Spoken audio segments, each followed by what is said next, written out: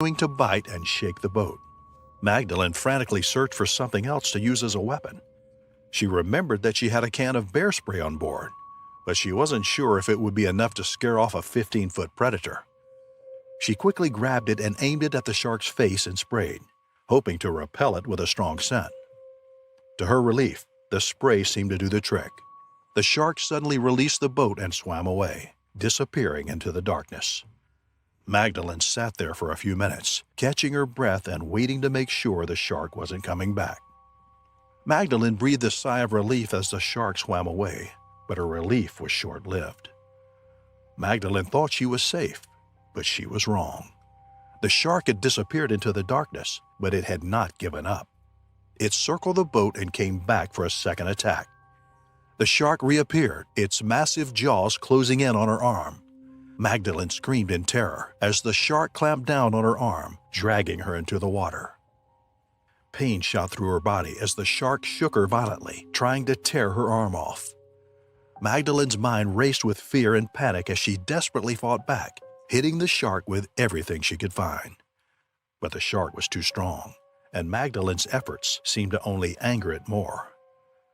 Just when she thought all hope was lost, Magdalene spotted a nearby boat. With all her strength, she managed to break free from the shark's grip and swim towards the boat, yelling for help. The occupants of the boat quickly sprang into action, pulling Magdalene out of the water and taking her to shore. Her arm was badly injured, and she was rushed to the hospital for emergency treatment. Magdalene spent the next few weeks in the hospital, recovering from her injuries. The attack had left her with deep wounds and extensive nerve damage in her arm, making it difficult to move or even hold things. She was devastated to learn that she might not ever fully regain the use of her arm. Despite the setback, Magdalene refused to give up on her dream of living in the beach town. She worked tirelessly to rehabilitate her arm, undergoing multiple surgeries and months of physical therapy. Slowly but surely, she began to regain some movement in her arm, but it would never be the same. Magdalene's experience with a shark attack had left her with a newfound appreciation for life. She realized that every moment was precious and should be treasured. She decided to use her experience to inspire others, sharing her story and encouraging people to never give up on their dreams, no matter what obstacles they might face. In the end, Magdalene found that her dream of settling down in a small beach town had come true. Despite the hardships and challenges she had faced, she had found a community of were high-speed resisting waves constantly trying to descend the cage into the darker depths of the water body. But Linda perfectly knew her job. She was enjoying the mysterious underwater world and its inhabitants. When the cage reached a few meters down the surface, the diver saw some small sharks encircling the cage. Linda was stunned by these massive creatures around her. But she was desperate to see the 18-feet-long creature. She was diving with all her might, but the shark was hidden in the magnificence of the sea. After hours of enduring the constant struggle and descending into the cage, Linda's heart skipped a beat when an ominous shadow loomed around them. An immense and elongated silhouette seemed to engulf the entire cage. Linda was excited but petrified at the same time. She hadn't seen such a huge beast before. She had heard stories of dinosaurs but hadn't even imagined them as huge as the great white shark she could see just in front of her. The majestic apex predator of the sea had teeth like daggers and swords that were already bloody red. Probably the shark had eaten its prey before and still had space for more flesh in its gigantic stomach. It was aggressive and exasperated too. Linda hurriedly took out the waterproof camera and took some pictures. She was quite happy about the accomplishment, but her happiness was about to change into misery. The shark suddenly opened its mouth and attacked the metallic bars. It seemed like a mythical creature from centuries ago was back with a class. The great shark had scales on its body that were all shimmering and glazing. The beast constantly encircled the cage, making it difficult for Linda to dive. She was stuck in the middle of the darkest sea and the strangest creature ever. The shark was again on the metallic bars, destroying the emergency control button and one of the cage's headlights. With the destruction of headlights, the leftover illumination turned into darkness, making it nearly impossible for Linda to see. She was exasperated, but she hit upon a plan. It was a do-or-die situation that could have taken her life, but there was no other option. Linda opened the locked cage, inflated her vest, and took her sonar system. She did this all within the blink of an eye because she was pretty much trained in this. The shark was still moving all around the cage with its muscular body, making it difficult for the cage to move. Linda deceived the shark and started swimming across the mighty ocean with all her power. She was succeeding in her plan and was constantly giving signals for rescue. Linda was optimistic about getting out of trouble safe and sound, but a twist awaited her. Just when she was a few meters from the cage, the shark bounced its tail toward Linda. Linda tried hard to maintain the equilibrium, but this hit was hard. She couldn't cope with the pain and lost consciousness. The shark moved near Linda and opened its mouth to grab the prey. Linda wanted to make one last effort before giving up, so she tried to regain consciousness and fought the opposing waves. It was pretty difficult for the young diver to continue swimming at the pace of a shark with half of her neurons active. Linda was completely bruised, but her wounds were somehow decomposing with the brutal waves. She wanted to surrender, but the idea of leaving her family was the only thing that kept her consistent. Linda gave one last sonar signal. The rescue team caught the frequency and gave a counter signal. Linda felt a sigh of relief when the signal struck her eardrum. The rescue team was trying to locate her to send down another diver in the water. The only problematic thing for Linda was the furious shark just behind her. She could easily survive the expedition if she managed to escape the shark. Despite attempting various techniques to deceive the shark, it persistently followed her. When all hope had vanished and Linda was about to surrender, she saw a cage descending. The diver inside held Linda's hand and pulled her inside the cage. Linda's oxygen saturation was very minimal, and she was panting. The shark was again on the metallic bars, destroying the emergency control button and one of the cage's headlights. With utmost care, the rescuer swiftly changed Linda's oxygen mask, allowing her to take a normal human breath.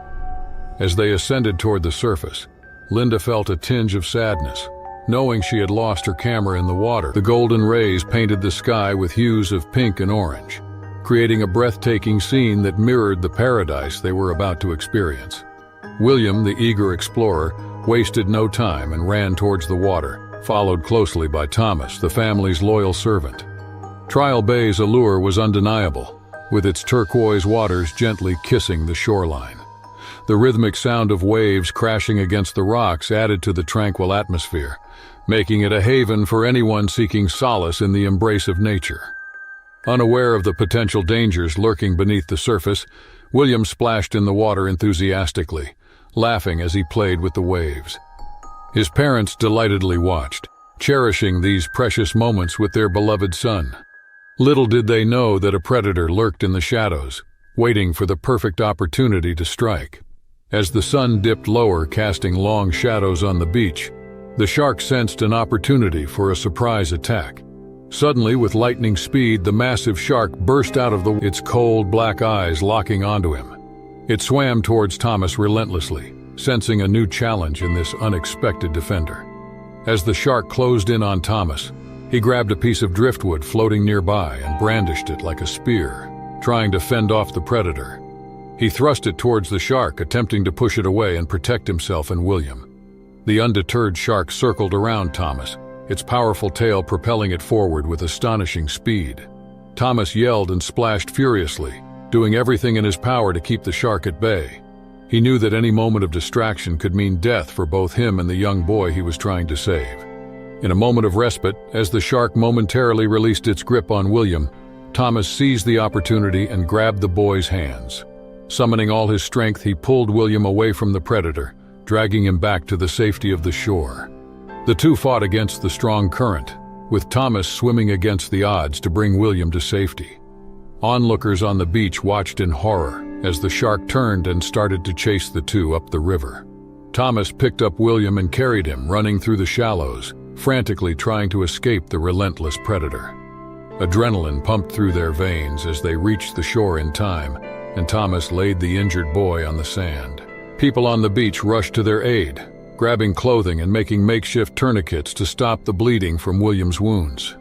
He was conscious but in great pain, drifting in and out of consciousness. The beachgoers did their best to stabilize him until help could arrive. A dark secret. Beneath the waters lurked a giant predator, a great white shark known as Old Scars.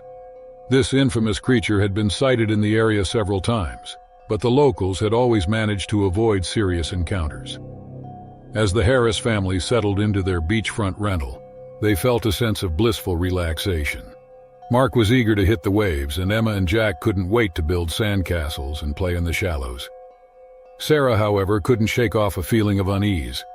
On the first day, as Mark surfed, Sarah noticed a group of lifeguards patrolling the beach with binoculars. She overheard them talking about increased shark activity in the area. The lifeguards were on high alert but didn't want to spoil the holiday atmosphere for the tourists. As the days passed, the Harris family enjoyed the sun and surf, unaware of the lurking danger.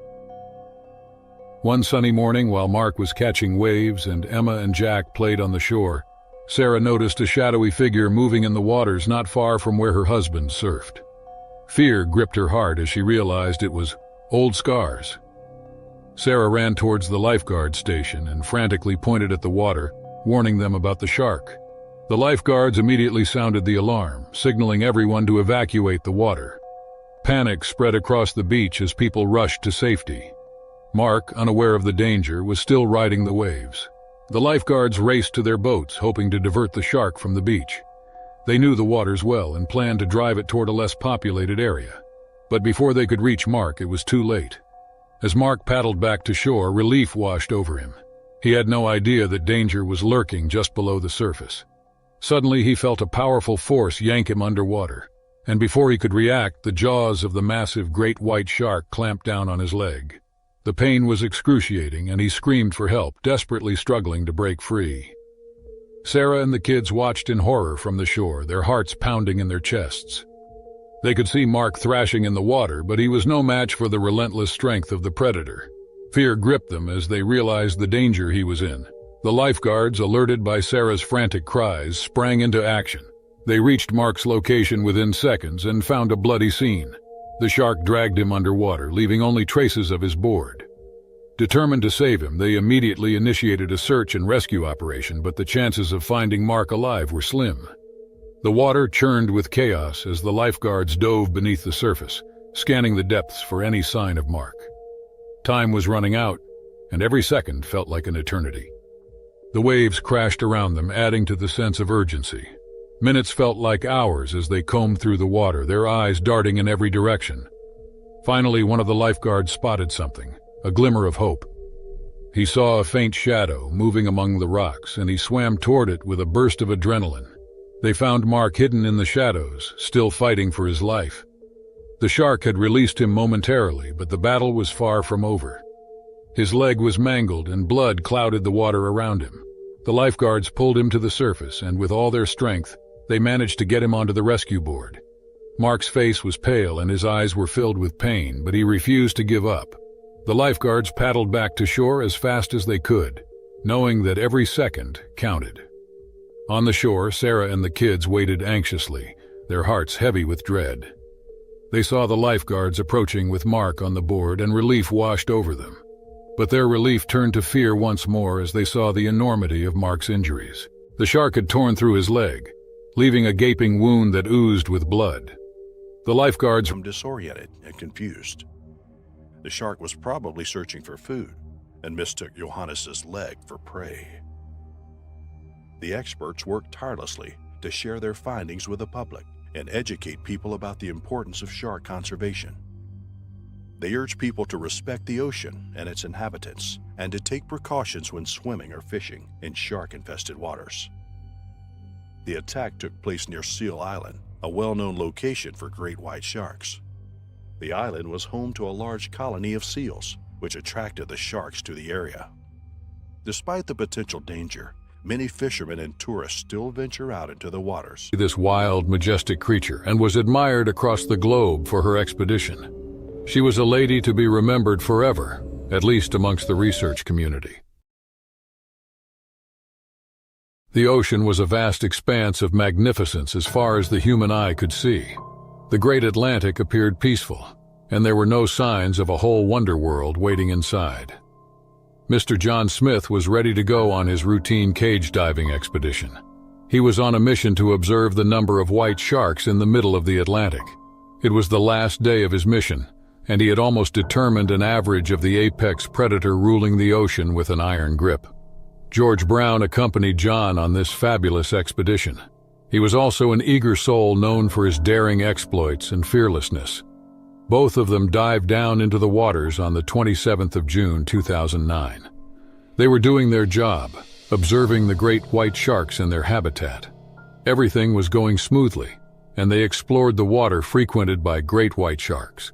Numerous sharks encircled them, but that was nothing to worry about as they were inside the cage and aware of the shark's nature. These small sharks were adding to the beauty of the environment, providing a chance to take some wonderful pictures for the research papers. Things were going smoothly and there was nothing to worry about. They were enjoying their journey and making memories. Little did they know that their expedition was about to turn into misery. Just when the cage lowered into the depth of the massive water body, an air of unease clung to the crew. John saw an 18-foot great white shark. He hadn't seen such a magnificent creature before, and obviously got shivers down his spine. He shuddered for a moment but gathered back his control on the nerves. Shark didn't seem very aggressive, and it was encircling the cage. The encounter was peaceful for around 10 minutes. Both George and John were fascinated to see the graceful shark. It was amazingly large with a muscular body. It was nearly the size of a big car, and all its moves were worth watching. John was observing the shark and taking aesthetic pictures using his waterproof camera. George was motivating his partner and closely observing the giant creature at the same time. The giant was opening and closing its gigantic mouth, probably in agitation. They didn't know the reason, but it provided a fascinating sight. When they were about to dive out, the shark's behavior changed into something peculiar. A hidden agitation could be seen through its body, and its erratic attitude increased with every passing second. Both the divers rushed to the cage's emergency control center. They wanted to inform their fellows on the surface about the underlying problem, but neither did they get enough time nor the opportunity. The giant white creature lunged at the cage with stupendous force. Both the divers trembled at the attack, and their hearts started pounding 10 times faster. The shark opened its large mouth in an attempt to eat its prey, who were already very scared of its existence. Both the divers somehow managed to regain their intelligence and tried to take the cage out of the shark's reach. It was difficult, and they had to exert all the leftover force in their bodies. They were struggling to take things in their favor, but the water disturbance due to their moves agitated the shark. It was now in an extremely frenzied state and ready to attack. The shark opened its gigantic mouth and forcefully attacked the cage using its knife-like teeth. The cage turned upside down with a jolt, making George lose his consciousness. This frightening jolt of the cage plummeted down to the ocean floor. They were in the middle of complete dancing with death whirling in front of them. The shark wasn't there anymore, but they were in a place that was nothing less than a death cell. Pessimism had surrounded John from nowhere, and looking at his unconscious fellow with very little oxygen left in the cage worried him. John was using the cage's headlight to monitor any further shark encounters. He was still trying to signal the emergency control for help, but all in vain. John was struggling to save his life and the life of his injured fellow.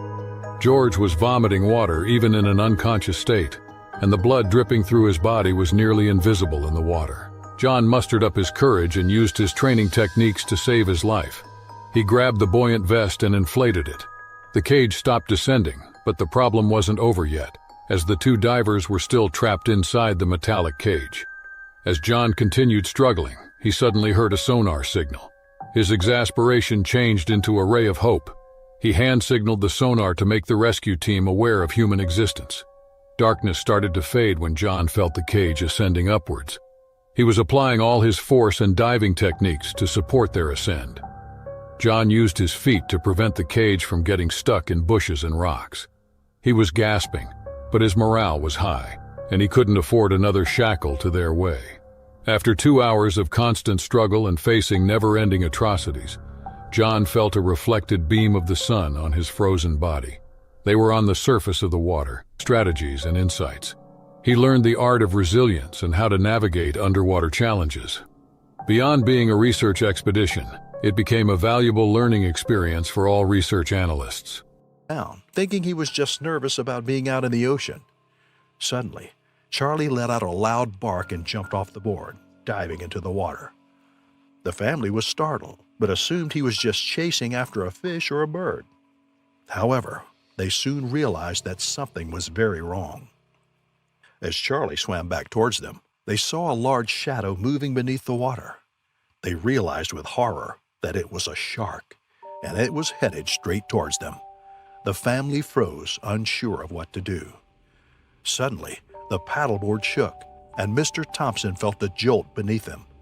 He looked down into the water and saw a large fin disappearing beneath the surface. Mrs. Thompson and Emily started to panic, while Jackson tried to keep a level head. Charlie continued to bark, sensing the danger that was lurking below. Mr. Thompson started paddling towards the shore, with Charlie swimming alongside him. But the shark was too fast, and it quickly caught up with them.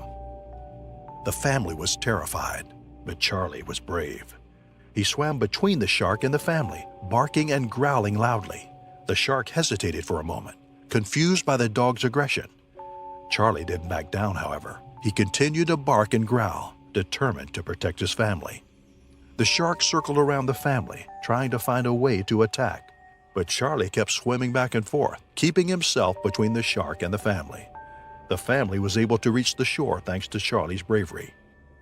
As they collapsed on the sand, the family looked out at the water, where Charlie was still barking and growling at the shark. The shark finally gave up and swam away, defeated by the dog's fierce protection. The family watched in awe as Charlie returned to them, wagging his tail and seemingly unaware of the danger he had just faced. The family was amazed by Charlie's bravery and loyalty. They knew that he had saved their lives. They hugged him tightly, grateful for the boat. She couldn't believe how beautiful they were, with their sleek bodies and piercing eyes. But then, in a split second, everything changed. One of the sharks suddenly lunged towards the boat, and Julia felt a sharp pain in her leg. She looked down to see the shark's teeth buried in her flesh and felt a surge of terror wash over her. She knew that this was the moment she had always feared, the moment when her love for sharks could cost her her life. The crew quickly sprang into action, pulling Julia back onto the boat and rushing her to shore. The target was finally still to strike. Rearing from below, it sliced its massive frame almost elegantly through the current, opening its jaws wide. Suddenly, Lizzie and her board were pulled in by the rushing water as the colossal beast emerged. If it had not been for the force of the current pulling her in, it might have just bitten through the tail end of her board. But the momentum drove her close enough for its teeth to rip through her back. Lizzie felt her skin and muscles shred with the force of its clamp, and she tumbled into the water, right into the shark's playground. The animal had tasted blood and the hunt had just begun. It turned swiftly back toward its prey, gunning for a second attack. Lizzie had no time to compose. Her head was under, and she had no sense of up or down. She knew the thing had gotten her, but she felt no pain, only the heat from the blood that was escaping from her wounds. Her leg was still attached to its strap, and that was what gave her direction. She now knew which way was up, but her head never reached the surface. The monster was already on her again. Now it had the advantage of sighting her inside the water. This time its strike was true and final. Lizzie Fortune was nearly severed in half as its surfboard was found, the ankle strap still attached to its owner's foot. That would be all that was ever found of the promising surfer, and it was all her mother and sister had to bury. The competition went on, and the crowd and competitors took a moment of silence to mourn the loss of the rising star. The remaining Fortune women thought it was a sweet gesture, but there would never ever be true closure from Giza to sea than they could possibly fit into a 2-week vacation. They had 4 more days of their trip left before they were booked to fly back to London, and today was going to be spent in the resort town of Hurghada, nestled along the Red Sea coast. The last thing that came to the British nationals' minds when thinking of Egypt was going to the beach. They had expected only to see endless desert and megalithic structures. They certainly were not. Toby was no stranger to dangerous waters since his work took him all over the world, and he never missed a chance to jump into whatever natural waterways the country he was in had to offer. Today, Toby was the only one to venture that far in. The other beachgoers were content to stay in the shallows or on the sand. By all accounts, he was alone in the water with only a tiger shark for company, though he was not aware of that fact just yet. The aquatic hunter had smelled the warm bodies since that morning, and finally one of them had ventured far enough into the water for it to hone in on. Toby had swum right into the sights of the hungry animal and had no idea of the danger he was in. It glided through the water, keeping its eyes fixated on the long white silhouette swimming on the surface. It took its time. There were no other moving bodies on the water, but this one was going to make sure that when it finally struck, it would clamp down once, and only once. The scent of blood and heat and life was raging through its senses. The beast was certain that now was the time to strike. 12 feet of pure speed and hunger propelled the shark upward. It rocketed through the current. The brute force and astounding speed had the fish, and its prey launched straight into the air as it clamped down on Toby's middle. From the shore, the crowd would see the sudden eviction of a gray sea beast with the flailing man in its jaws. It launched clean out of the water, making an almost graceful arc in the air, and dived back, taking Toby with it. The horrified onlookers who had caught the movement screamed. Those that had not caught sight of the initial attack turned to look at the source of the panic. They could see the water turn deep red even from their vantage point on the sand. The entire beach was in an uproar, and several men bravely mounted their jet skis to race to the site. Even though the man had not surfaced, they hoped to at least scare the beast away with their engines. Maybe there was still a chance, but the jet skis weren't even halfway toward Toby before they stopped dead in the water. Right in front of them, the spotted form of the shark appeared out of the water with another magnificent leap. But only the man's lower half was in its jaws this time. Toby's gray swimming shorts were soaked entirely crimson. The would-be rescuers turned their vessels around and fled back. There was no saving the man now. He had perished soon after the first bite. Parents were rushing their children back to the resort to spare them the horrific sight that was taking place in the water. The animal was continuing its feeding frenzy. Every few seconds it would appear with another limb, and the water would splash up pink and red. The beach cleared, a sense of peace enveloped them. However, their serene experience was abruptly shattered when Sola suddenly felt an eerie presence and glanced beneath him. Lurking in the depths was a massive shadow, a great white shark. Realizing their danger sent a chill down their spines, and fear gripped their hearts. Reacting swiftly, the friends paddled furiously towards the safety of the shore, desperately trying to outpace the relentless predator that lurked just below the surface. Amid their frantic escape, tragedy struck. Lyndon kicked out at the shark in a valiant attempt to defend himself, hoping to deter the imminent attack. However, fate was unkind, and the shark's mighty jaws clamped down on Lyndon's lower body, inflicting severe and life-threatening injuries. Solus, frozen with horror, watched helplessly as the scene unfolded. He paddled towards the shore, his heart pounding, while the great white shark circled Lyndon's motionless body. In a race against time, Solus desperately sought a way to rescue his friend. The sound of the approaching jet ski, driven by another beachgoer, Holmes, offered a glimmer of hope. Driven by a surge of adrenaline and an unwavering determination, Holmes skillfully maneuvered his jet ski through the tumultuous and treacherous waters, defying the menacing presence of the great white shark that circled menacingly nearby. Every passing moment only heightened the tension and desperation in Holmes's heart, as he fought against the relentless predator that stood between him and his friend's life. However, the shark, undeterred by Holmes's courageous efforts, maintained its unwavering vigilance. It cunningly intercepted the jet ski's path, blocking Holmes's every attempt to reach his friend. The predator's determination matched Holmes's own, creating a nerve-wracking battle of wills in the ocean's depths. Sadly, despite Holmes' valiant efforts, the great white shark proved to be an unstoppable force. In a final act of dominance, it seized Lyndon's lifeless body and disappeared into the depths. Holmes and the onlookers are devastated and overwhelmed by a profound loss. Holmes's bravery and unwavering commitment to Lyndon will remain in the annals of this terrible episode. His daring rescue attempt was a testament to the indomitable human spirit in the face of unimaginable adversity. Though the outcome was heartbreaking, Holmes's selfless actions exemplify the depths of compassion and courage within humanity, even in the face of nature's most formidable challenges. The scene in a canal, known for its tranquil waters and stunning natural beauty in Los Angeles. Dolphins playfully leap through the waves, and seagulls and pelicans gracefully soar above, creating a symphony of water and light. However, this serene paradise has a dark side. In the early 20th century, ruthless predators lurked beneath the surface, occasionally emerging to wreak havoc in the Catalina Canal. Our story takes place on a fateful Friday, July 27, 1935. Dr. Alfred Wilkes had just finished his shift at Georgia Street Receiving Hospital in Los Angeles. His son, Barney, traveled from San Pedro to Avalon to join his father in the evening. The plan was to cross the Catalina Strait, also known as the San Pedro Canal, from the Southern California mainland to Santa Catalina Island by boat.